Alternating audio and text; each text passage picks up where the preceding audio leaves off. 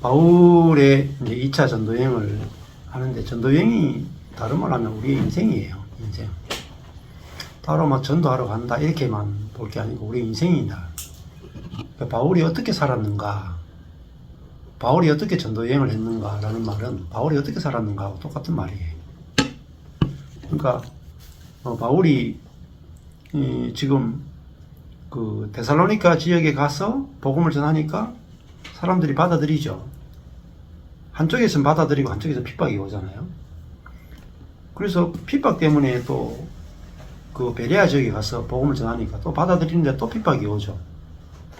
그럼 또 옮기잖아요. 우리는 그냥 단순하게 그렇게 생각하는데, 만약에 이게 우리가 자아로 사는 사람이다 치면 힘들어요, 되게. 그러니까 예를 들면 아까 전에 빌립보 지역에 가서 그 자주장사 루디아와 간수를 복음을 전했잖아요. 겨우 이제 두 팀을 만들었단 말입니다. 그러면 어떻게 생각하겠어요? 여기 좀 머물면서 교회가 좀 더 커지도록, 또 이 사람들이 더 성숙하도록 내가 한 3, 4년은 머물면서 빌립보 교회를 좀 이렇게 단단하게 건축하고 난 다음에 가야 이 교회가 안 무너질 거 아니에요. 그죠? 우리 생각이에요. 자아의 생각이라. 하나님은 핍박이 오면 바로 가야 돼. 그럼 어떻게 해요? 여기 지금 겨우 루디아와 간수 이게 두 팀이 교회를 이루고 있는 이 빌립보 교회가 얼마나 약해요. 근데 이게 두고 갈 때 두고 가야 되는지, 내가 여기 머물러야 되는지, 아니 순교해야 되는지 내가 이게 생각하면 머리 아프다니까. 근데 어떻게 해요? 자아는 굉장히 힘들어요. 이제 예를 들어 강이 있단 말입니다. 강에 나뭇잎을 탁 놨어요. 그 나뭇잎이 강이니까 이렇게 떠내려갈 거 아니에요.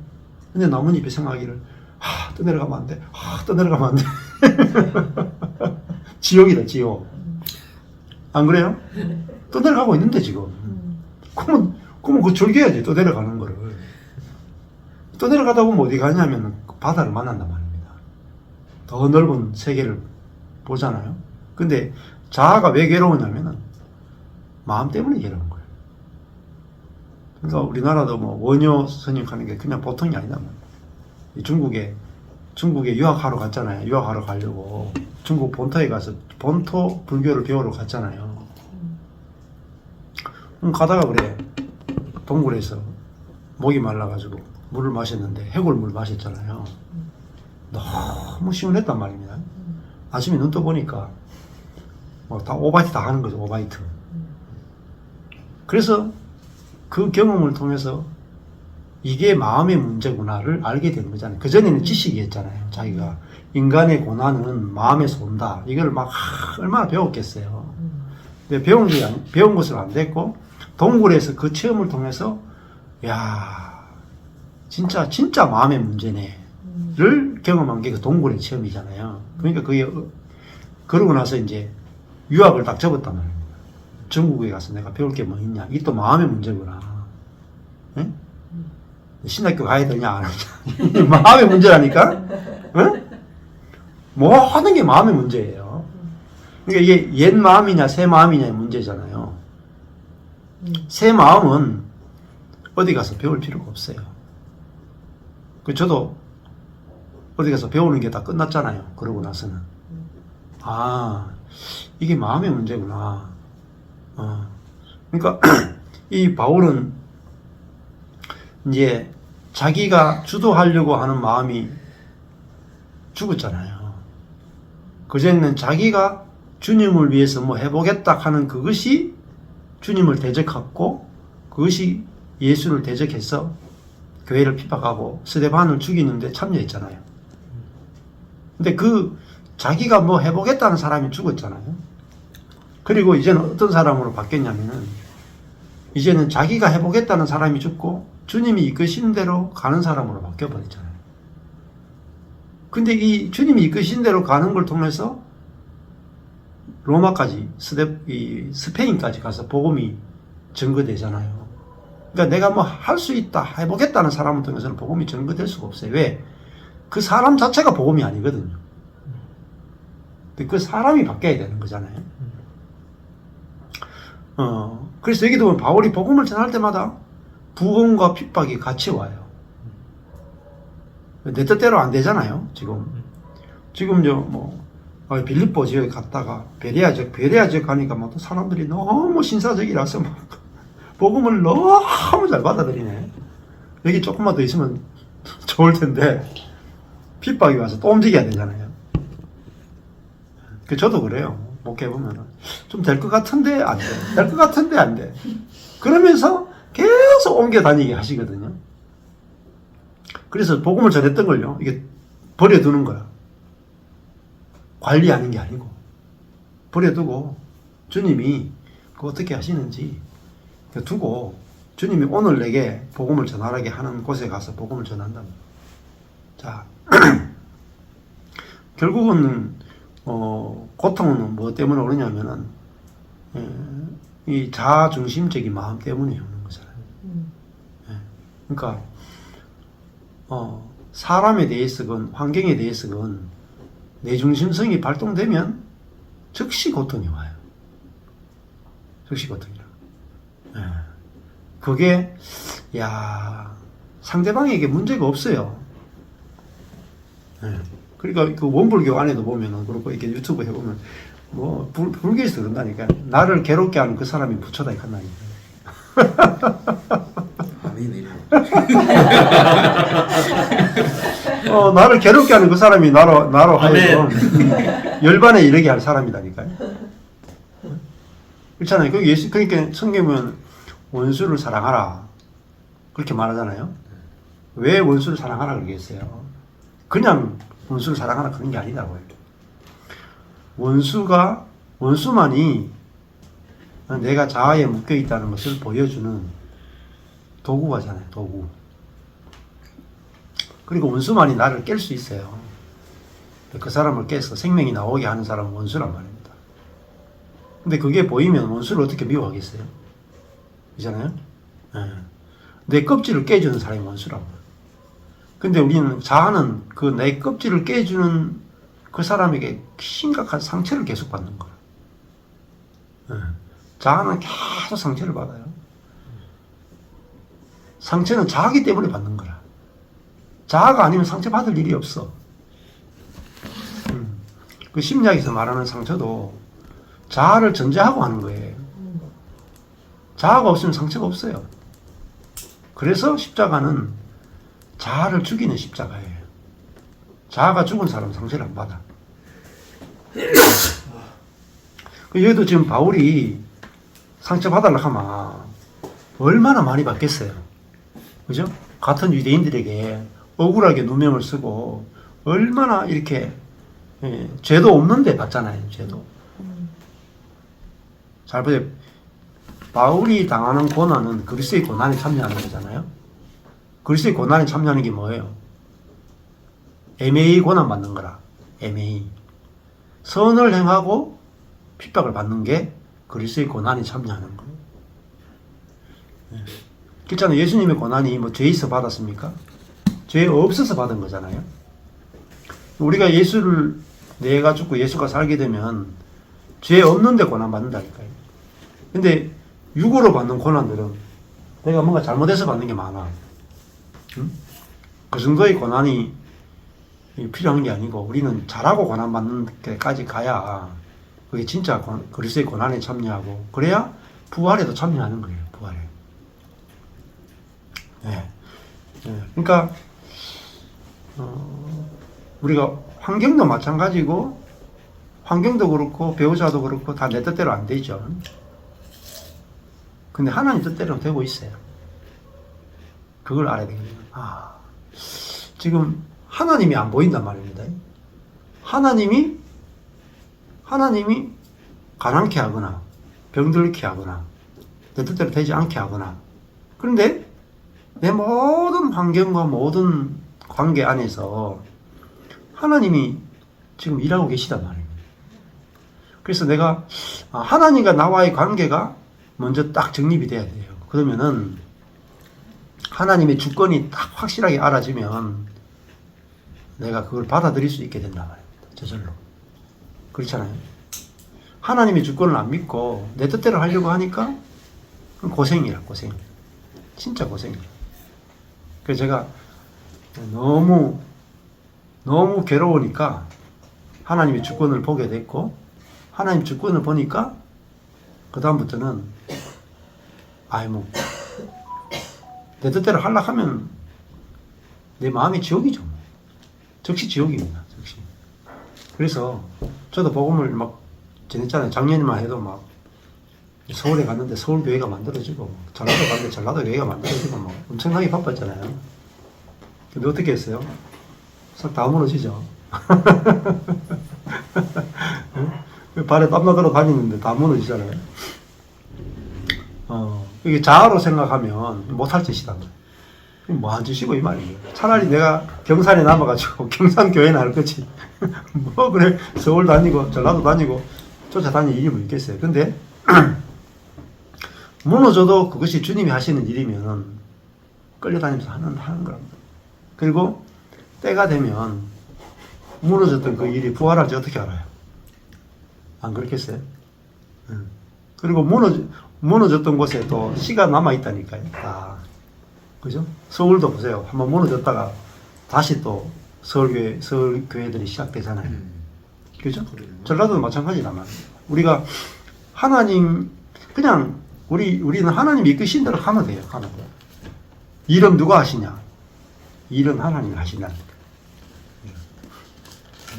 우리는 하나님이 일하신다는 사실만 알면 되고, 지금 바울이 보세요. 지금 빌립보 교회, 베레아 교회, 데살로니가 교회, 다 두고 가잖아요. 핍박 때문에. 그런데 하나님이 어때요? 그 교회를 다 건축해가지고 그 교회들 다 남아있어요. 그리고 오히려 가는 곳마다 계속 교회들이 생겨나잖아요. 그래서 우리 인생도 주님이 이끄시는 대로 가죠. 근데 이제 아까 전에 이제 목사님이 이제 목회에 어떤 곳에서 청빙이나 부르심이 있는데 어떻게 해야 되느냐. 내 뜻이 없으면 확실히 알게 돼요. 내 뜻이 있으면, 내 뜻이 있는 상태에서는 괴로워요. 내 뜻이 없으면 환경과 관계를 보시면 되거든요. 그러니까 내 가족이겠죠. 가족 이렇게 하는 거죠. 난 내 뜻이 없으면 어디서만 청빙이 왔다. 내 뜻이 없죠. 가족들한테 물어보는 거죠. 내가 이런 상황인데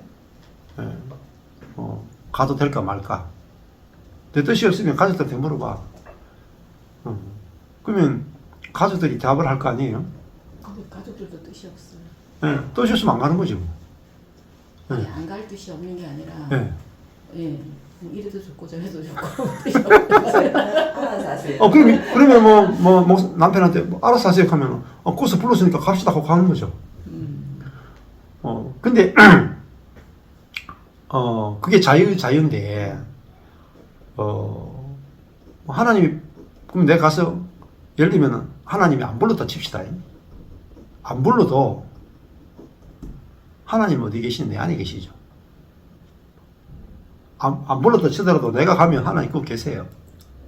또 그걸 가면 거기서 합력하여 선을 이루신다니까요. 문제는 내 안에 하나님이 내 안에 계시고 내가 가는 곳마다 하나님이 나와 동행하시고 내 안에 내주하고 계시니까 하나님의 모든 일 가운데서 하나님이 합력하여 선을 이루신다는 그것이 없기 때문에 우리는 선택할 때 되게 어려운 거잖아요. 그렇잖아요. 근데 이걸 알게 되면 선택하는 게 쉬워져요. 그렇게 안 어려워요. 그냥 환경에 끌려가게 되고 사람에 끌려가게 되고 또 하나님이 내가 어디 가든지 하나님이 내 안에서 함께 하신다는 사실이 믿어지니까 갈 수 있죠. 그래서 그러니까 자유롭게 선택할 수 있는 겁니다. 자유롭게. 내가 자유롭게 선택 못하면 여기 있어야 되는 거죠. 자, 그 바울은 이렇게 기도하면서 이 핍박이 오는데 가야 될까 마야 될까 기도 안 했잖아요. 그죠? 핍박이 오니까 도망간단 말입니다. 자, 그래서 15절을 보면 이 부분 되게 중요하다. 바울을 인도하는 사람들이 데리고 아덴까지 가요. 그러니까 이 사람들 베레아 사람들이지, 그죠? 베레아 사람들이 바울을 인도에서 어디로 가냐면 아테네까지 이르러 바울에게서 실라와 디모데를 자기에게로 속히 오게 하라는 명을 받고 떠났다. 실라와 디모데 남아있었다 그랬잖아요. 바울만 아테네로 갔어요. 바울이 아테네에서 저희를 기다리다가 실라와 디모데를 기다리다가 혼자 돌아보죠. 온 성의 우상이 가득한 것을 보고, 이게 아테네가 그리스 헬라 신화가 아주 충만한 곳이잖아요. 마음에 분하여 마음이 막 자극이 돼가지고 회당에 가서 유대인과 경건한 사람들과 또 저자 시장에서는 날마다 만나는 사람들과 마음이 분노가 가득해가지고 변론하게 되는 거예요. 토론하게 되는 거예요. 그럼 이 분은 자아의 분인가요? 그렇죠. 좀 그런 게 좀 강하죠. 그래서 18절에 보면 어떤 에피구레오 하는 거예요. 에피쿠레스 그리고 스도이고 하는 건 스토아파거든요. 에피쿠로스파는 어떤 부류의 사람? 다 철학자들이에요. 철학자. 철학자 부류 가운데 에피쿠로스 학파가 있고 스토아 학파가 있거든요. 예, 이 두 철학자들 무리들도 바울과 쟁론할세, 의논할세, 혹은 이르되 이 말짱이가 무슨 말을 하고자 하느냐. 말을 너무 잘해. 그래가지고 응? 그러면서 이 사람들은 논쟁하는 걸 되게 좋아하거든요. 혹은 이르되 이방 신들을 전하는 사람인가 보다. 그러니까 자기들이 이 그리스 헬라 신을 또 믿고 있는데 바울은 다른 신을 전하는 사람인가 보다 했는데, 이는 바울이 예수와 또 부활 전함을 인함이다. 그러니까 예수와 부활에 대해서 바울이 증거했단 말입니다. 이거 분명히 복음이죠. 19절에 붙들어 가지고 아레오바고 광장이에요. 가며 말하기를 우리가 너의 말하는 이 새 가르침, 교라는 말은 가르침이에요. 디다케. 이 새 가르침이 무엇인지 알 수 있겠느냐? 네가 무슨 이상한 것을 우리 귀에 들려주니, 처음 들어봤다는 거죠. 낯설은 것을 우리 귀에 들려주니 그 무슨 뜻인지 알고자 한다. 그래서 모든 아덴 사람과 거기서 나그네 된 외국인들이 가장 새로 되는 것을 말하고, 되게 좋아해요. 이 사람들 새로운 것을 되게 좋아해요. 그래서 가장 새로 되는 것을 말하고 듣는 것 이외에 달리는 시간을 쓰지 않습니다. 배가 부른 사람들. 바울이 아레오바고 가운데 있어서 이렇게 보면 이렇게 둥그런 거 있잖아요. 말하면 쫙 이렇게 소리가 너무나 잘 울리는 그런 광장이. 아덴 사람들아, 너희를 보니 범사에 종교성이 많다. 내가 두루 다니며 너희의 위하는 것들을 경외의 대상을 내가 보다가 알지 못하는 신에게라고 새긴 단을 보았다. 이제 바울이 이거 딱 보고, 야, 알지 못하는 신까지 만들어 놓고 섬길 정도니까 엄청나게 종교성이 많잖아요. 근데 그 신에 대해서 내가 알려주겠다. 이렇게 딱 연결점을 만든 거죠. 그런 전 너희가 알지 못하고 위하는 그것을 내가 너희에게 알게 하겠다. 너 알지 못하는 신 있잖아. 그걸 내가 알려줄게. 이렇게 얘기하는 거죠. 우주와 그 가운데 있는 모든 만유를 지으신 신께서는 하늘과 땅의 주제신이 주님이시단 말이에요. 퀴리오스, 주가 되신단 말이에요. 손으로 지은 이 전에는 계시지 않으신다. 또 그 다음에 중요한 것이, 첫 번째가 하나님은 사람이 만든 집에 계시지 않는다. 이게 첫 번째예요. 두 번째는 또 무엇이 부족한 것처럼 하나님이 뭔가 부족해서 사람의 손으로 섬김을 받으신 것이 아니다. 관점이 다르죠. 사람이 신을 제한할 수 없다. 또 신은 사람의 섬김이 필요한 게 아니다. 관점을 뒤집잖아요. 근데 전부 다 이 사람들은 사람의 섬김이 필요한 신들이잖아요. 그래서 헬라 신화 보면은 사람 신이죠. 굉장히 신이 뭔가 부족한 게 많아요. 성질도 막 부리고 막 문제도 일으키고 간음도 하고 막 온갖 이상한 짓을 하는 게 헬라 신들이잖아요. 근데 늘 부족한 거잖아요. 근데 진짜 하나님은 부족함이 없단 말입니다. 그래서 사람의 손으로 섬김을 받으신 게 아니고 오히려 반대로 만민에게 생명과, 그죠? 조회, 생명과 호흡과 모든 것을 주시는 자이시다. 예, 여기 중에 핵심이 그거예요. 뭐냐면 받으시는 것이 아니고 주신다. 이게 핵심이에요. 하나님은 모든 것을 만들었잖아요. 모든 것을 만들었다는 말은 생명과 호흡과 모든 것을 주신다. 우리가 받는 대상이다. 근데 이 헬라 사람들은 하나님은 가만히 있고 사람들이 하나님께 계속 뭔가 드려야 된다고 생각하는 거예요. 이게 바뀌어야 돼. 지금 그리스도인들도 내가 하는 신앙생활을 보세요. 내 손으로 하나님이 뭔가 부족한 것처럼 내 손으로 하나님을 계속 섬기고 드리는 것이 포커스인가? 아니면은 내가 하나님으로부터 생명과 호흡과 모든 것을 내가 받는 자인가? 후자가 맞죠. 후자가 맞으면은 염려가 없어야 되겠죠? 맞죠? 네. 근데 전자는 하나님을 섬기면서도 늘 걱정, 근심, 염려에 빠져요. 왜? 내가 받는 자인 걸 모르거든요. 근데 생명도 호흡도 모든 것도 하나님이 주시는구나 하면은 우리가 받아 사는 거잖아요. 이 하나님을 만나야 되잖아요. 그러면은 내가 뭐 걱정이 뭐 있겠어요?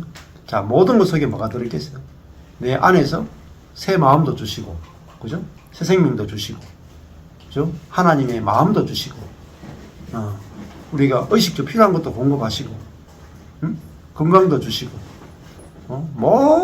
필요한 모든 것을 주시는 하나님. 예, 이 하나님을 우리가 알게 되면 우리가 걱정이 없단 말입니다. 예, 저도 이게 뒤집어진 거예요. 내가 하나님을 섬겨야 되는 게 아니고 하나님이 주시는 것을 받는 존재구나. 예, 그러니까 매일매일 공부해 주잖아요. 매일. 제가 늘 말씀드리지만 오늘 하루 사는데 부족한 게 없잖아요. 다음 달 생각하면 부족해. 정부를 생각하면 부족해. 그죠? 전쟁을 생각하면 뭔가 두렵죠. 그런데 오늘 생각해 보세요. 오늘 내게 전쟁이 있습니까? 오늘 내게 기근이 있습니까? 오늘 내게 부족한 게 없어요. 그렇잖아요. 오늘 지금 주님이 주고 계시잖아요.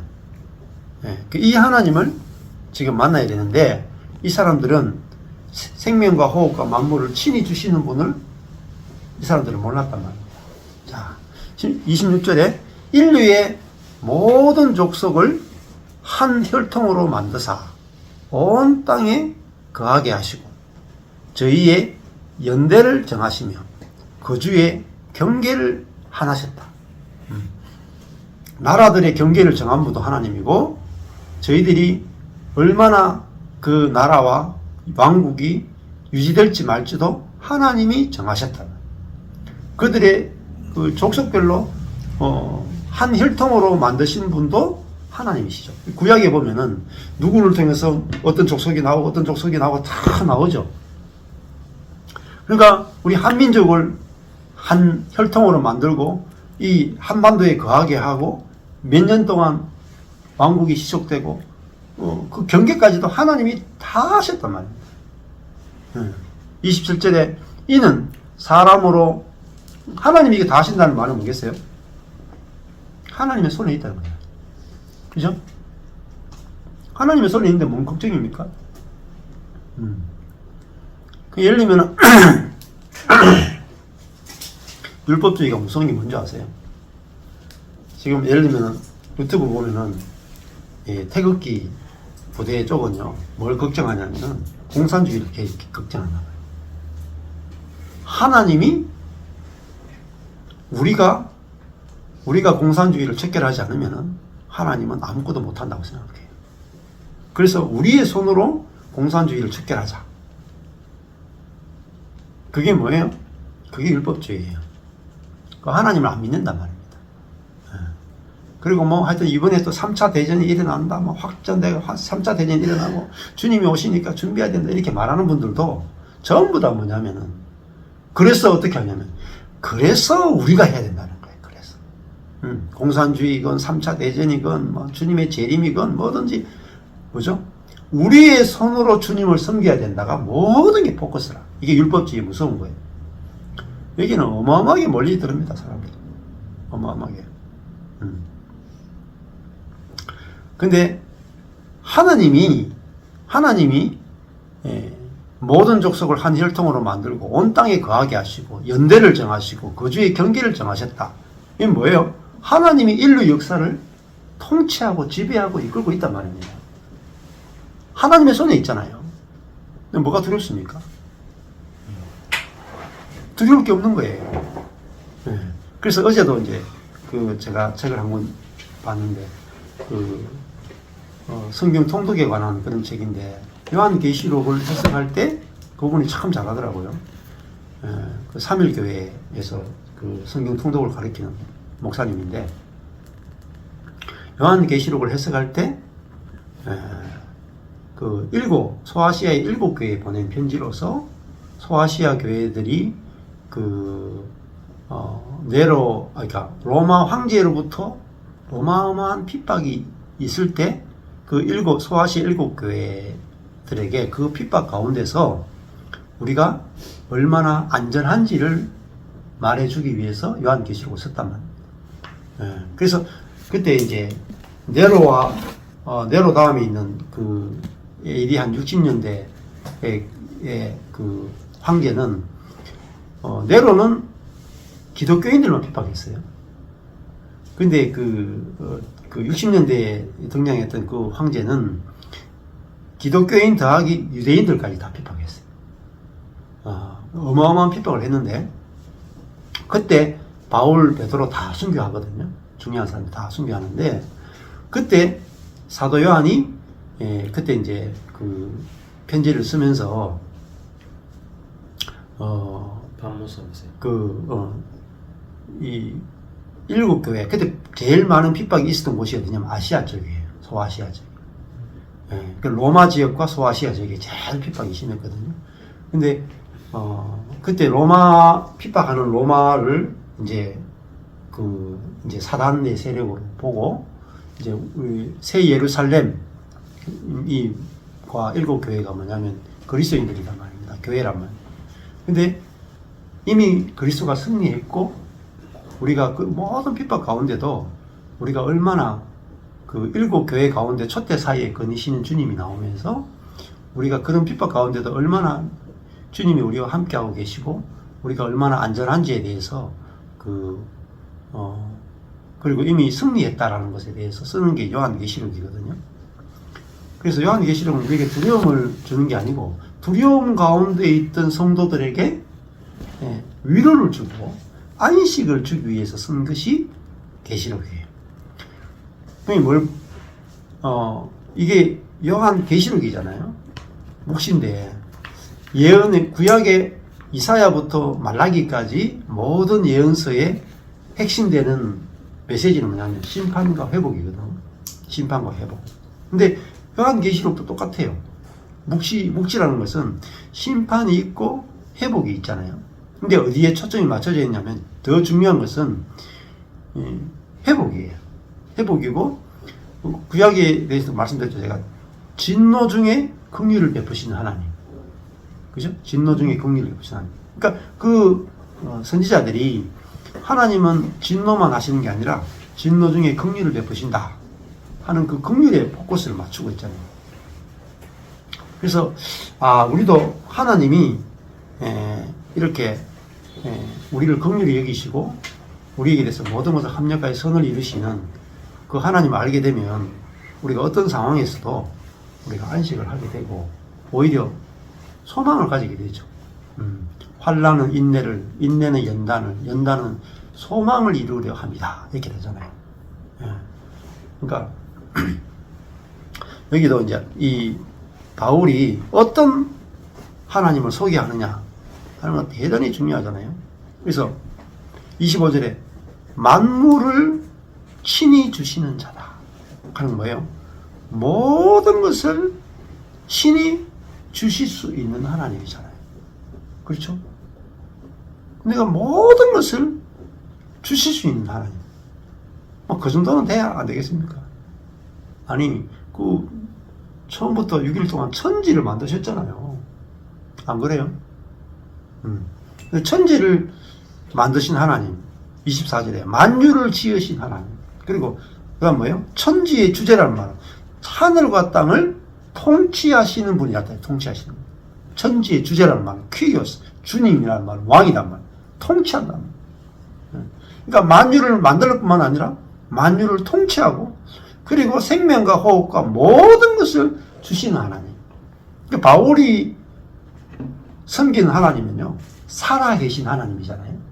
근데 헬라 사람들이 믿는 신은요, 살아있는 신이 아니고 죽은 신.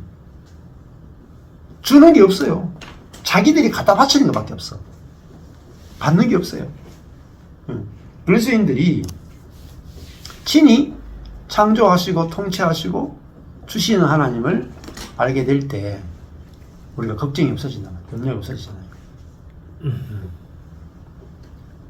그래서 저도 다 망한 자리에서 이 하나님을 알고 나니까 야, 하나님이 모든 것을 창조하시고 통치하시고 주실 수 있는 분이구나.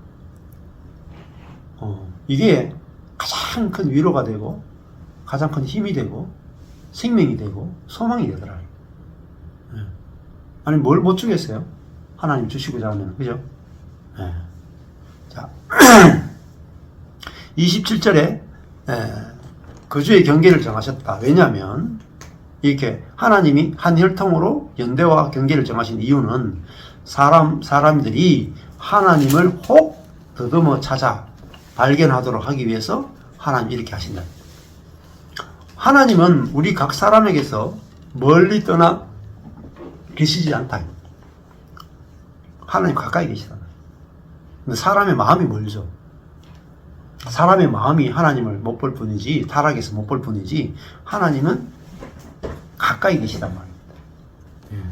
뭐예요? 지금 뭐죠? 호흡을 주고 있잖아요. 생명을 주시잖아요. 햇빛과 비를 주시잖아요. 공중에 나는 새도 하나님 먹이시고 입히고, 들풀도 입히시잖아요. 그러니까 하나님이 정말 내 안에까지도 와 계시고, 하나님 아니 계신 곳이 없단 말이에요. 그런데 그러니까 하나님을 못 보니까 사람들이 공허하잖아요. 자, 28절에 우리가 하나님이 가까이 계시다는 것은 우리가 그를 힘입어 살고 있다. 바울은 이게 이제 알아지고 믿어지잖아요. 예수님과 똑같아요. 우리가 어떻게 사느냐? 내 혼자 사는 게 아니잖아요. 하나님을 힘입어 살고 있죠. 관점이 완전 다르잖아요. 그 다음에 기동하며 일어나며 움직이며 우리가 있느니라 존재한단 말이에요. 그분을 힘입어서 내가 살고 있고, 그분을 힘입어서 일어나고 있고, 그분을 힘입어서 내가 존재하고 있다는, 내 존재의 근원이 하나님이시다. 그렇잖아요. 이렇게 하나님을 가까이 바울은 알고 있잖아요. 너희 시인 중에도 어떤 사람들의 말과 같이 우리가 그의 소생이다, 신의 아들이다, 이렇게 너희 시인들도 그렇게 말했지 않느냐.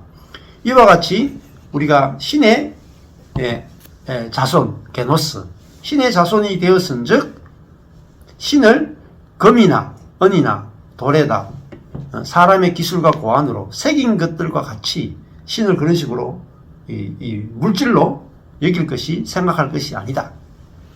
30절에 알지 못하던 시대에는 하나님이 허물지 아니하셨거니와 이제는 어디든지 사람을 다 명하사 회개하라 하셨으니 이는 정하신 사람으로 하여금, 임명하신 사람으로 하여금 천하를 공의 안에서 심판할 날을 작정하시고 이에 저를 죽은 자 가운데서 다시 살리신 것으로 모든 사람에게 믿을 만한 증거를 주셨다. 자, 정하신 사람이 예수죠. 그리고 하늘과 땅을 천하를 하나님의 의로운 심판하신단 말이에요. 심판. 하나님의 이제 의로 심판하신다. 이 말은 이제 이걸 받아들이냐 받아들이지 않느냐에 따라서 나누어지는 게 이게 심판이잖아요. 이에 저를 죽은 자 가운데서 다시 살리신 것으로 믿을 만한 증거를 줬다. 예수님이 부활하신 것, 이것이 믿을 만한 증거란 말이에요. 예수님이 하나님의 아들이고 이분이 진리이신 걸 보여주는 것은 십자가에 죽어서 끝났다면 이게 증거가 안 되죠. 그런데 예수를 죽은 자 가운데서 부활시켰다는 것은 예수님이 하나님이 보내신 하나님의 아들이고 또 이분이 참 메시아라고 하는 증거다. 이렇게 이제 이야기를 하잖아요.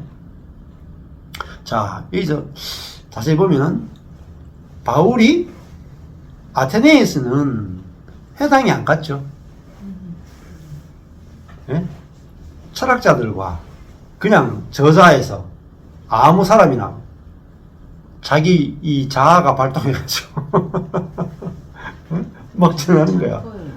예. 그러니까 보세요. 똑같은 복음인데 내용은 또 엄청 좋잖아요. 복음인데 뭘 했어요? 성령으로 하지 않고 자아로 했죠. 예. 그러니까 아무리 놀라운 복음이라도 전하는 주체가 자아냐 성령에 따라서 180도 달라집니다. 이게 중요한 거예요. 예. 성령으로 복음을 전하지 않으면 열매가 없어요. 그래서 복음의 내용이 중요한 게 아니고 더 중요한 것은 성령이 주체가 돼서 하느냐 내 자아가 내 지식을 자랑하기 위해서 전하느냐에 따라 달라지는 거죠. 32절에 저희가 죽은 자의 부활을 듣고 혹은 어떻게 됐어요? 듣고 나서 기록도 하면 조소하는 거예요. 말이 되냐?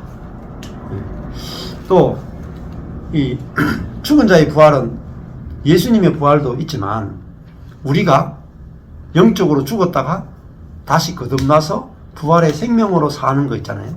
이걸 전했다고요.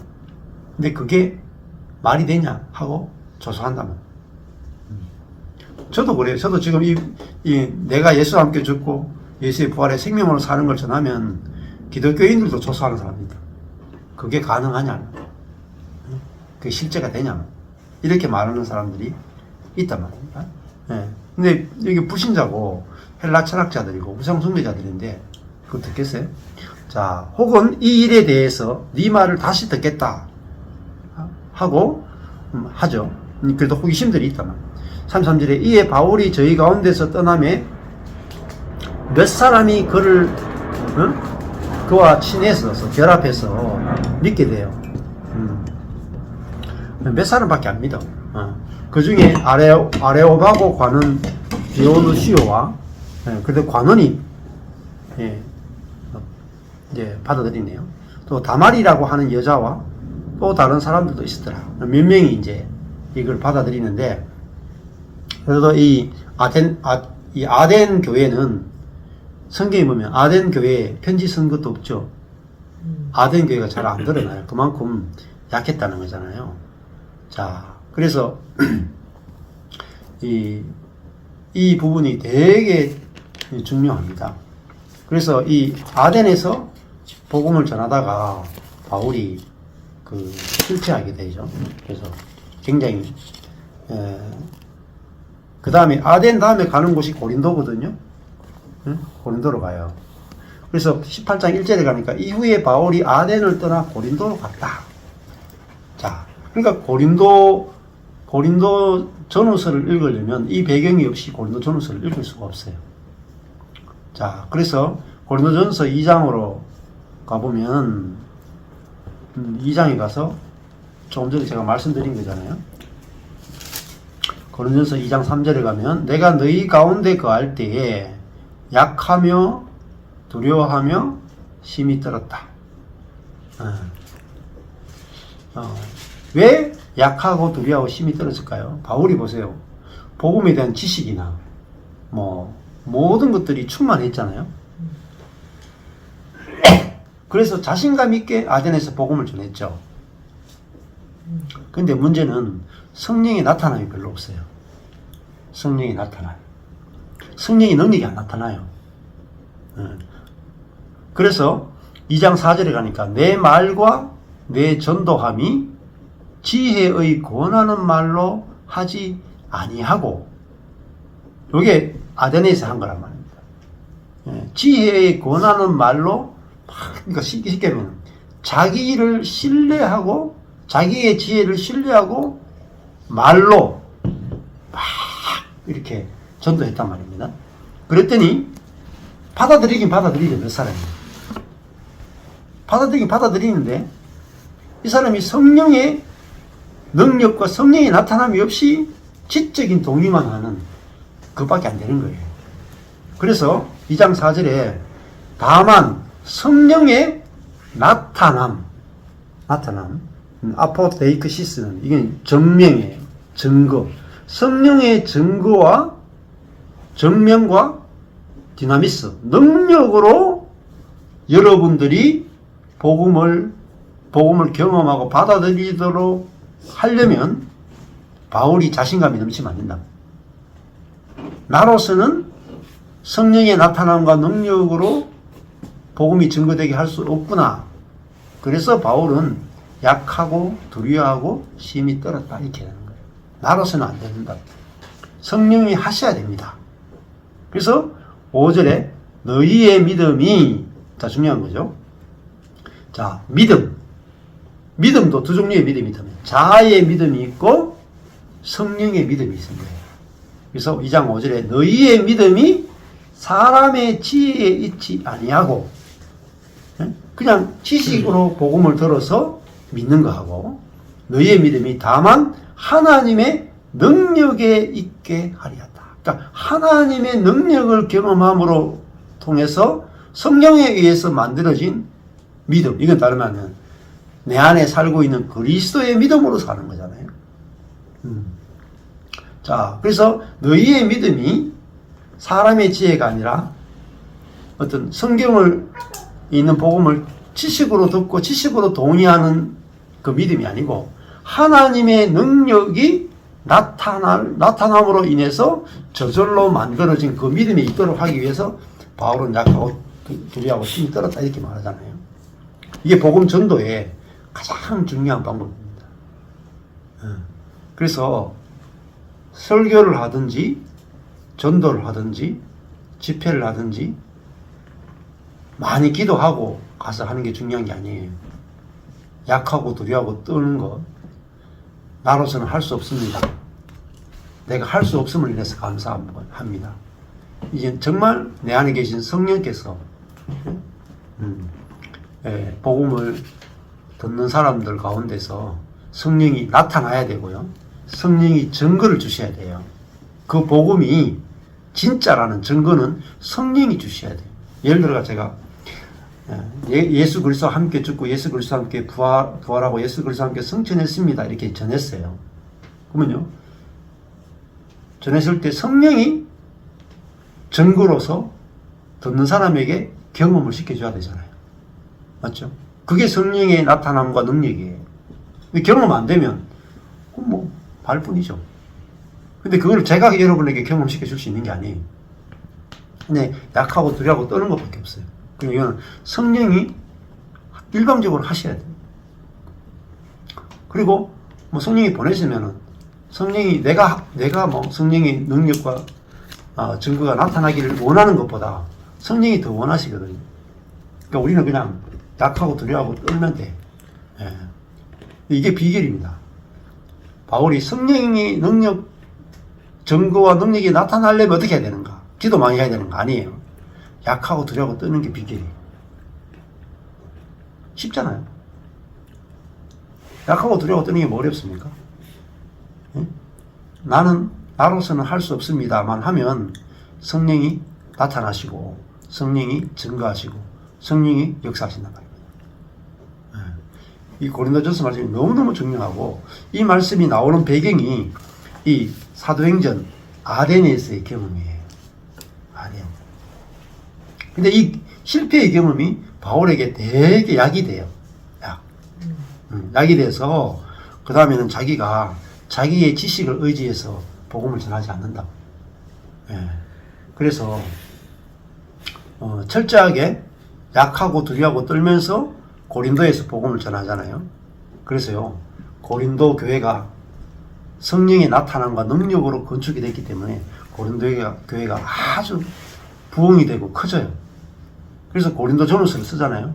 너무 커져가지고 나중에도 말을 안 들어. 그런 문제가 있지만 고린도 교회가 아주 유명한 교회가 되고 큰 교회가 되죠. 예. 그러니까 출발이 달라. 출발이. 아덴 교회와 고린도 교회의 출발이, 아덴 교회는 바울의 자아에서 출발했고 고린도 교회는 성령의 증거와 나타남으로 출발했단 말이에요. 예. 근데 그 비결이 약하고 두려워하고 떠는 바울이냐, 자신만만한 바울이냐, 이 말이에요. 아덴에서는 바울은 약하고 두려워하고 떠는 게 없었죠. 너무 자신만만했잖아요. 뭐로 인해 자신만만했어요? 자기 자아가 갖고 있는 지식과 지혜와 능력에 자신이 있었단 말입니다. 그랬더니 결국은 성령이 나타나는 능력이 없었잖아요. 자, 그러니까 우리가 이 자신만만한 게 좋은 게 아니다 말입니다. 나로서는 할 수 없다라는 자리에서 주님이 하실 것이 알아지고 믿어지는 그것이 정말 복음의 삶이다, 이렇게 말씀해 주셨습니다. 자, 오늘 여기까지 하시면 되겠습니다.